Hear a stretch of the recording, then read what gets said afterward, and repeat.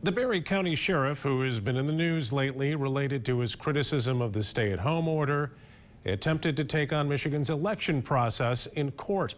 But a judge already tossed it. And News 8's Lindsay McComel is in the newsroom with details on this now. Lindsay.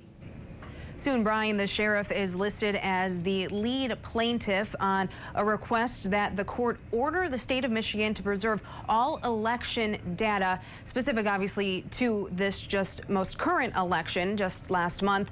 I'll get to an excerpt of that denial filed this afternoon in a moment, but it stated, I should say, that the sheriff was aware of issues related to Dominion, which provides election technology used by most counties in Michigan. That includes Barry County.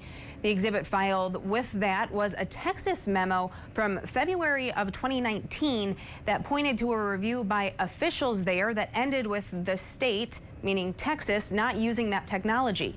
The majority of the affidavits filed alongside this filing also raised concerns related to using black markers to fill out ballots and that people received duplicate absentee ballots to their home. Now, the chief judge of the Western District Court is not buying this. His denial this afternoon read in part, quote, "There are notarized affidavits attached to the applications, each describing the individual's experience while voting in the November election." It goes on to say, but these do not clearly show an immediate and irreparable injury. Now, that request also leaned heavily on what's known as the Kraken lawsuit.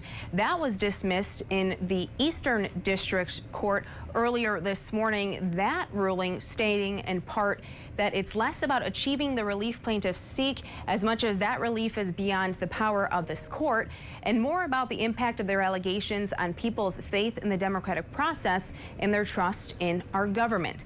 Plaintiffs ask this court to ignore the orderly statutory scheme established to challenge elections and to ignore the will of millions of voters.